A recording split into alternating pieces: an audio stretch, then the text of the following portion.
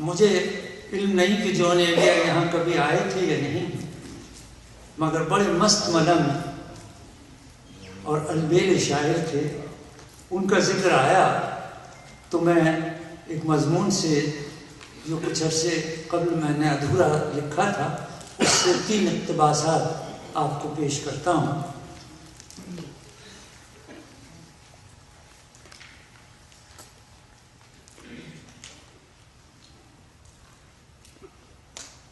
جمال احسانی یہ بھی ایک شاعر تھے.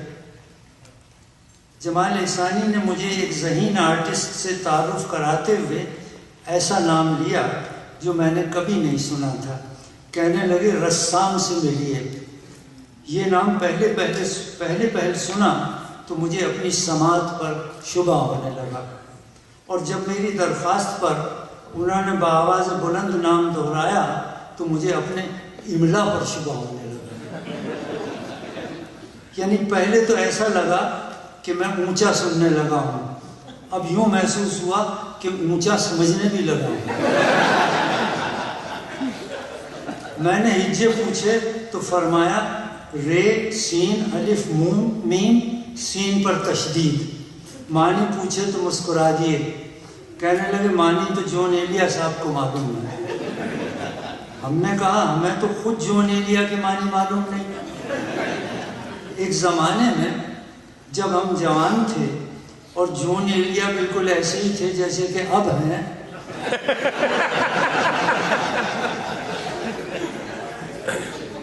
تو ہم رسالوں میں ان کی غزلیں یہ سمجھ کر بڑے شوق اور بےتابی سے پڑھتے تھے کہ یہ کسی آوارہ اینگلو انڈین لڑکی کا کلام ہے.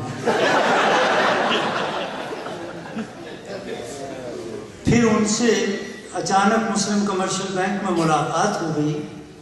میں وہاں ملازم تھا. رمضان کا مہینہ تھا اور اس دن میں حسب معمول روزے سے نہیں تھا. مجھے السر کی شکایت تھی اور جون ایلیا کی صحت بھی اتنی خراب تھی کہ پانی تک سے پرہیز کرتے تھے. فرماتے تھے غسل کے لیے پانی کارآمد شے ہے، بشرطے کہ ہفتے میں 1 بار سے زیادہ نہ ہو. اس واسطے کہ راحتیں اور بھی ہیں، غسل کی راحت کسے.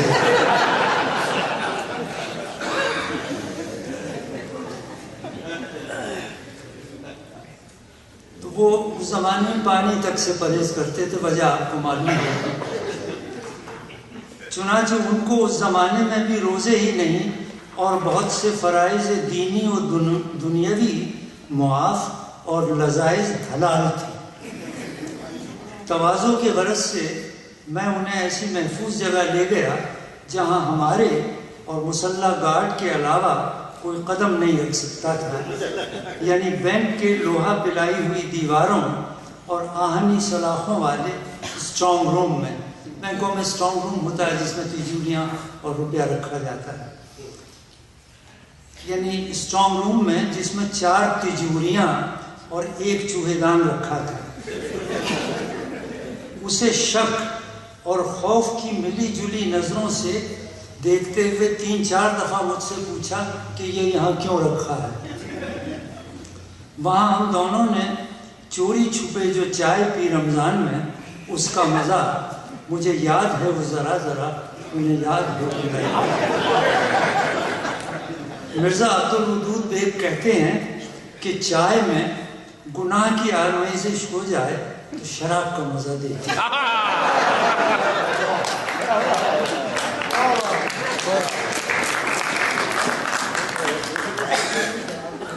دوران ارتقاء میں نے جون ایلیا سے ان کے نام کے معنی پوچھے. وہ سمجھے ہم طنز کر رہے ہیں. کہنے لگے آپ کو عبرانی آتی ہے؟ ہم نے جواب دیا نہیں. پھر پوچھا عربی آتی ہے؟ ہم نے سر جھکا کے کہا نہیں. بولے مجھے دونوں آتی ہیں. یہ عبرانی اور عربی نام ہے. اس ناک آؤٹ ضرب کے بعد ہمیں کچھ ہوش آیا تو ہم نے شرارتاً پوچھا کہ چارلس لیم نے اپنے ایسیز کا نام ایسیز آف ایلیا رکھا تھا کیا آپ کو اس سے بھی کچھ نسبت ہے؟ اپنی ذہین خمار آلود آنکھوں سے مسکرا چکے تو فرمایا اسے خارج از امکان قرار نہیں دیا جا سکتا۔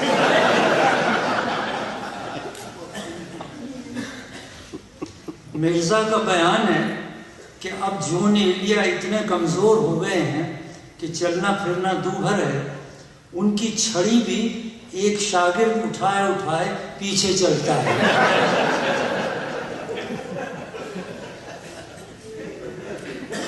بالا خانے کے زینے سے صرف اتر سکتے ہیں۔ بالا خانے کا خاص مطلب چند بزرگ ہی سمجھیں گے، جوان لوگ نہیں سمجھیں گے۔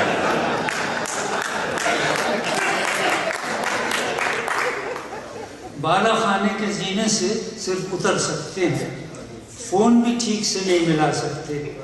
ایک دفعہ کہیں ڈنر پر گئے ہوئے بلکہ لے جائے گئے تھے، وہاں سے رات کے 12 بجے بیگم کو فون کیا تو ادھر سے ایک ریکارڈڈ نسوانی آواز آئی، السلام علیکم، آپ کو مطلوبہ سہولت فراہم نہیں کی جا سکتی۔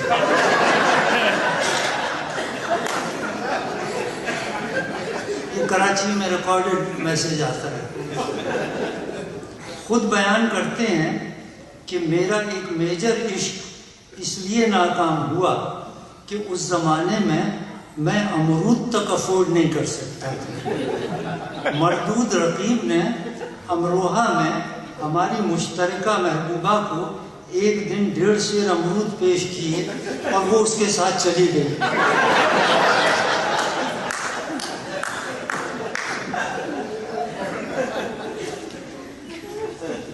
کچھ دن ہوئے، گفتگو کے دوران جب انہوں نے کہا کہ پہلا عشق 8 سال کی عمر میں ایک قطالہ عالم سے ہوا تو مجھ سے نہ رہا گیا۔ میں نے بڑے ادب سے پوچھا کہ ان کی یعنی موصوفہ کی کیا عمر تھی؟ تو فرمایا 6 سال۔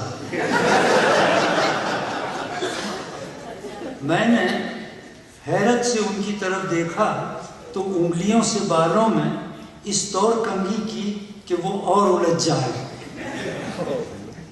پھر فرمایا بلوغت کا عمر سے کوئی تعلق نہیں، آب و ہوا کو بھی تو کچھ دخل ہوتا ہے۔ آپ نے امروہہ نہیں دیکھا؟ عرض کیا آپ نے بھی تو 8 برس کی عمر میں پہلا شعر کہا تھا، سن بلوغت کو پہنچنے سے پہلے آپ سن بلاغت کو پہنچ گئے۔ بولے جی نہیں، دونوں ہاتھ سے ایک ساتھ ہوئے۔ گویا اس وقت کوئی نہیں کہہ سکتا تھا کہ میں 8 برس کا ہوں۔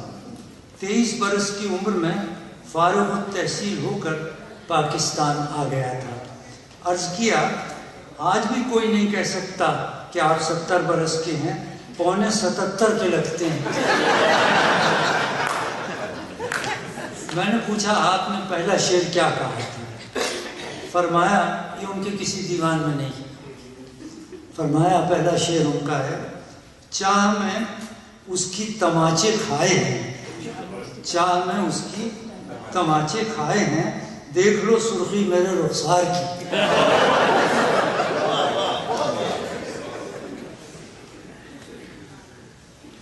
میں نے ان کا پورا انٹرویو لیا تھا، وہ ریکارڈڈ ہے، اس کی چند یہ حصے سنا رہا ہوں آپ کو۔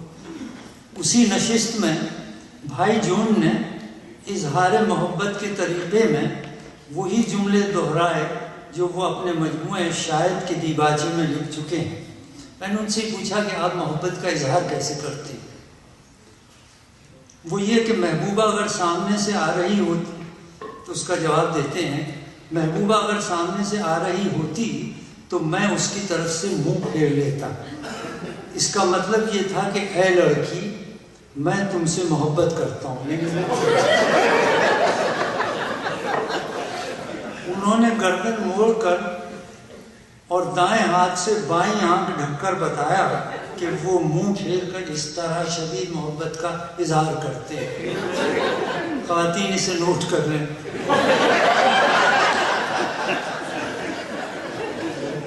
فرمایا کہ شریف مرد اور باعثمت عورتیں اسی طرح اعلان محبت کرتی ہیں۔ اظہار محبت کا یہ طریقہ معلوم کر کے مجھے جو مسرت ہوئی وہ میں بیان نہیں کر سکتا. ساری بدگمانیاں دور ہو گئیں. میں صبح سویرے ساحل سمندر پر ٹہلنے جاتا ہوں. میں بھی تو کہوں کہ یہ خوش شکل خواتین مجھے آتا دیکھ کر کبھی پلو کھینچ کر اور کبھی منہ پھیر کر دوسری طرف کیوں دیکھنے لگتی ہیں؟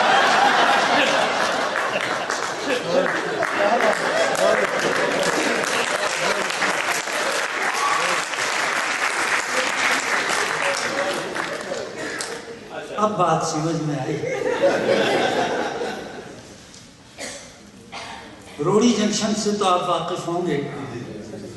روڑی جنکشن کی خوبی اور خرابی یہ ہے کہ کراچی سے آپ کہیں بھی جائیں روڑی جنکشن راستے میں ضرور پڑے گا.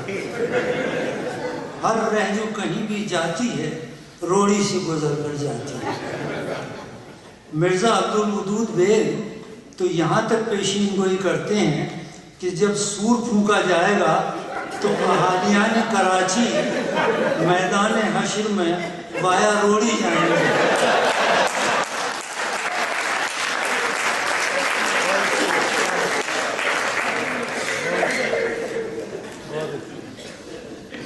خیر یہ فقرہ معترضہ تو یوں ہی بیچ میں آ گیا. میں کہہ ہی رہا تھا کہ جون ایلیا انگلینڈ کی سیاحت کے بعد لوٹے تو برٹش ریلوے کی تعریفوں کے پل باندھتے ہوئے محترمہ زہرا نگار نے ان سے کہا کہ جون بھائی انگلینڈ میں سفر تو ہم نے بھی کیا ہے, ہمیں تو ان کی ریلوے میں کوئی خاص بات نظر نہیں آئی. فرمایا بہن آپ نے نوٹس نہیں کیا, آپ انگلینڈ میں کہیں بھی جائیں سسرا روڑی نہیں پڑے گا.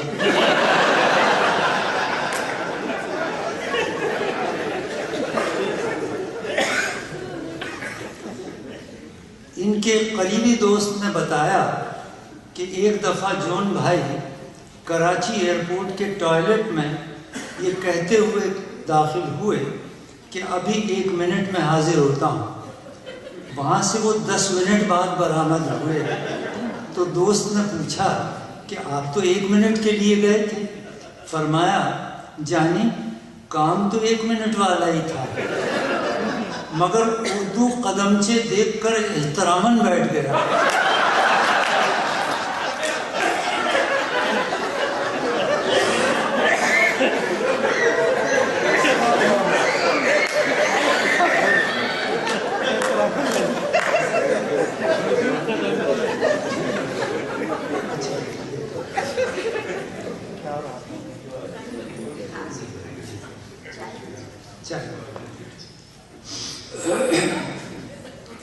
تو انہی جون ایلیا صاحب کا قصہ ہے. ایک صبح اذانوں کے وقت مشاعرہ پڑھ کے اپنے 2 شاگرد نما مداحوں کے کاندھے پہ اپنے ہاتھ اور شیروانی رکھے لوٹ رہے تھے کہ ایک شاگرد نے عالم تاب تشنا جو بہت بڑے عہدے پر فائز تھے اور مشاعروں میں مرسیڈیز میں آتے تھے نام لے کر کہا استاد آپ نے ملاحظہ فرمایا اس شخص کو مشاعروں میں بالکل داد نہیں ملتی پھر بھی کتنا خوش اور مطمئن نظر آتا ہے. اگر ہمیں داد نہ ملے تو ہماری تو ہفتوں نیند حرام ہو جائے. جون ایلیا بولے کہ جائیں وہ ہر ایک کو اسی طرح مخاطب کرتے ہیں سوائے اپنی بیگم کے. جون ایلیا بولے کہ جانی تمہیں معلوم نہیں اس کے پاس 18 لاکھ روپے ہیں, وہ کاہے کو ڈپریس ہونے لگا.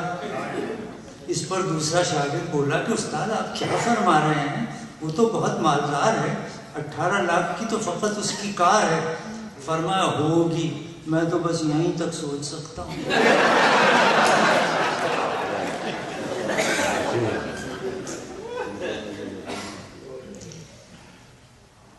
تو ایک مرتبہ انہوں نے بڑے اصرار کے ساتھ ہم سے کہا کہ آپ میری شادی کرا دیجئے.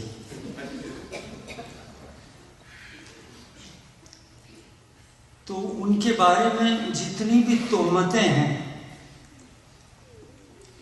اور جتنی بھی قابل یقین اور ناقابل اشاعت خبریں سننے میں آتی ہیں، ان کے محرک، مفتری اور پھیلانے والے وہ خود ہیں۔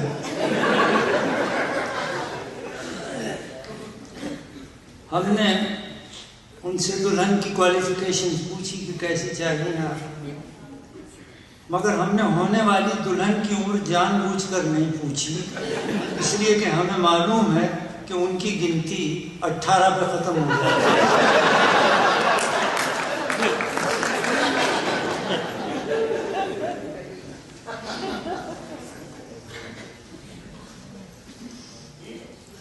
منیر نیازی صاحب کا بیان ہے کہ جون ایلیا نے ایک دن انہیں چائے کے لیے اپنے گھر بلایا۔ وہ وہاں پہنچے تو جون ایلیا انہیں دیکھتے ہی درخت پر چڑھ گئے۔ جون ایلیا کے ایک ہمدم و ہمراز بیان کرتے ہیں کہ ایک دفعہ رات کے 2:30 بجے ان کے پھاٹک پر گھنٹی بجی۔ وہ آنکھیں ملتے ہوئے پہنچے تو جون ایلیا کھڑے تھے۔ فرمایا، جانی میں اس وقت پیے ہوئے نہیں ہوں، میں اس وقت رینجر بن کر بڑے بھائی کو فون کرنا چاہتا ہوں جن سے ان کا جھگڑا تھا کہ یا تو جائیداد کے تقاسمے میں جون کے ساتھ زیادتی بند کرو ورنہ وغیرہ وغیرہ۔ ان دنوں کراچی میں قتل و غارت کا زور تھا اور شہر میں رینجرز گشت کر رہے تھے۔ لوگ رینجرز سے بہت خوف زدہ تھے۔ دوست انہیں اپنے فون تک لے گیا، ان کے ہاتھ میں بے حد راشا تھا۔ اس کے علاوہ انہوں نے ڈائل کے سوراخ یکے بعد دیگرے غلط طرف گھمائے۔ انہیں نمبر بھی یاد نہیں تھا۔ کہنے لگے، جانی تمہارے فون کے سوراخ غلط جگہ بنتے ہیں۔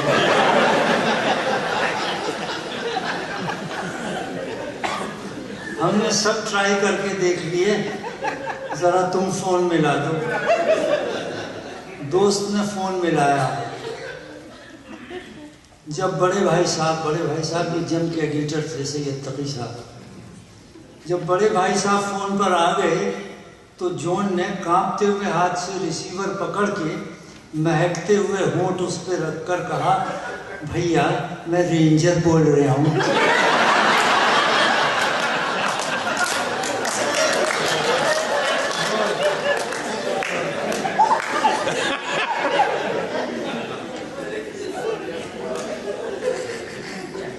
بھائی صاحب قبلہ نے جواب میں جو کچھ کہا اسے یہاں دہرانا ضروری نہیں۔ فون پھینک کر جون ایلیا دونوں ہاتھوں سے اپنا سر پیٹتے جاتے اور کہتے جاتے تھے، صاحب اس تہذیب نے ہمیں تباہ کر دیا، اس تہذیب نے کہیں کا نہ رکھا۔ ہمیں خفگی اور خصومت میں بھی تہذیب کا دامن ہاتھ سے نہیں چھوٹتا۔ امروہے کی تہذیب نے مجھے تباہ کر دیا۔ امروہہ تہذیب کا مرکز تھا۔ کچھ دن بعد ایک منہ چڑھے مصاحب نے ان سے کہا کہ ایک صاحب گزشتہ سال امروہہ گئے تھے، وہ کہتے ہیں ہمیں تو وہاں کوئی مرکز وغیرہ کے آثار نظر نہیں آئے۔ فرمایا، جانی مرکز تو ہم خود تھے، سو ہم کراچی آ گئے۔ تو انہوں نے کہا کہ اس کا مطلب تو یہ ہوا کہ اب اب امروہہ تہذیب کا مرکز نہیں رہا۔ فرمایا، گویا ہر موقع پر بولتے تھے اور ہر مرتبہ ایک مختلف معنی میں بولتے تھے۔ گویا ایک دن ذاتی زندگی کے مسائل و شدائد بیان کرتے کرتے مجھ سے کہنے لگے، یوسفی صاحب میرے پاس اب 35 کرتے اور ایک پاجامہ رہ گیا۔ میں نے عرض کیا، اسے بھی کسی کو بخش دیجئے تاکہ ایک طرف سے تو یکسوئی ہو۔